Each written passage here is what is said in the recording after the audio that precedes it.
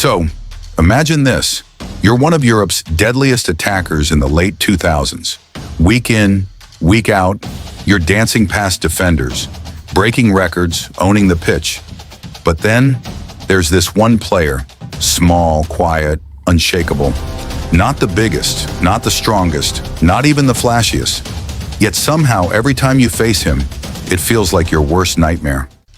You switch positions, he follows. You try to outrun him, he's already ahead. You drop deep, he's waiting there too.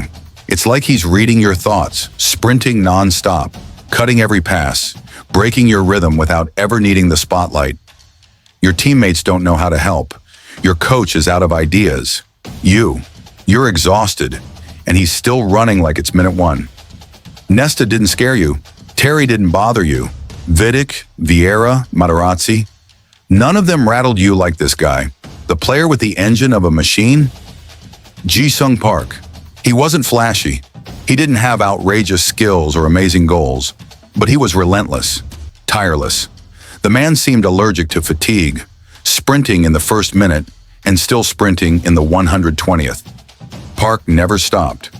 Fans joked he had 3 lungs. Andrea Pirlo once called him the first nuclear-powered footballer, saying he moved at the speed of an electron. Even Sir Alex Ferguson, a manager who coached some of the sport's biggest stars, said Park was the only player he truly trusted to stop Lionel Messi. That's not praise, that's legendary status. But how did a skinny teenager, dismissed by nearly every professional club in Korea, go on to become one of the most selfless and dependable players in Premier League history? Let's rewind the clock. Ji-sung Park was born on February 25th, 1981, in Seoul, South Korea. From a young age, he was obsessed with football, but his dreams met resistance not from effort, but perception.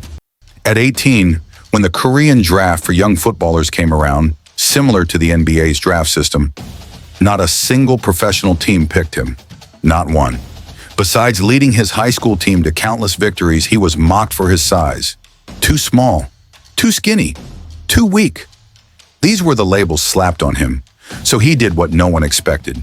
He enrolled in university, aiming for a degree in economics. Imagine that. Ji-sung Park, the future Manchester United hero, nearly became Ji-sung Park the accountant. That's how close we were to never hearing his name on a football pitch. But here's where the story gets wild. Determined to chase his dream, Park and his father, who was a butcher, came up with a plan. If clubs thought he was too small, he'd force his body to grow. It started with a meat-only diet, but it quickly became something else. Something intense.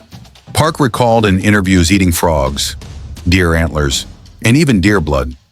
His father would feed him things that smelled deadly, tasted horrible, and sometimes even made him vomit. But Park never said no. If his dad said it would help him grow, he'd eat it, because his desire to play football was greater than his gag reflex. And you know what? It worked. He claims he grew 7 centimeters during that period, and whether it was science, willpower, or raw determination, it changed everything. Still, even with a new physique, Park needed a break. That's when fate stepped in. Ahead of the Olympic Games, the Korean under-23 national team arranged a friendly match against Park's university team. What should have been just another warm-up match turned into his big break. He was sensational.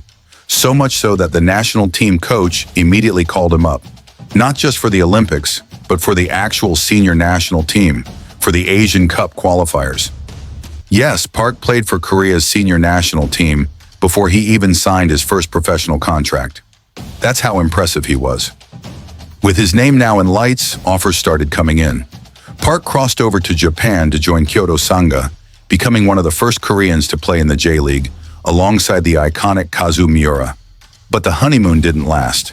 In his debut season, Kyoto were relegated, and the manager who had believed in him was sacked.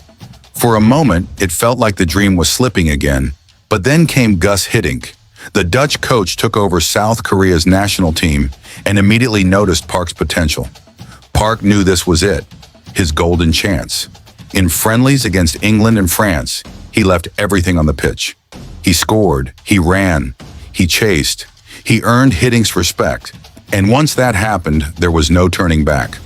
Park became a guaranteed starter. Despite still playing in the second tier in Japan, he was one of Korea's most important players. Then came 2002. South Korea was about to co-host the World Cup. The world's eyes were on them. And thanks to a league pause, the national team had months to prepare. Yes, let's be honest. The 2002 World Cup is infamous for controversy. Accusations of corruption and biased refereeing followed South Korea's shocking run. But if you set that aside for a moment, what they accomplished on the field was beyond anything the country had ever seen.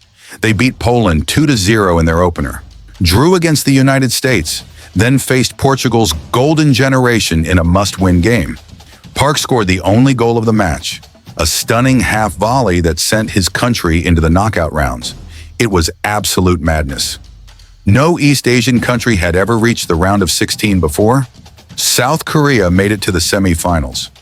Say what you want about the officiating, but Park's performances were undeniable. He had arrived on the world stage. And of course, when you shine at a World Cup, Europe comes calling. Park joined PSV Eindhoven in the Netherlands, reuniting with Gus Hiddink. And again, it wasn't smooth sailing. He struggled to adjust to the Dutch league's pace and physicality. But Park didn't sulk. He worked harder, ran faster, trained longer. By his second season, he was a starter. By his third, he was the team's heartbeat. In the 2004 to 2005 Champions League campaign, PSV stunned everyone by reaching the semi-finals. Park was their engine, scoring against AC Milan in the second leg.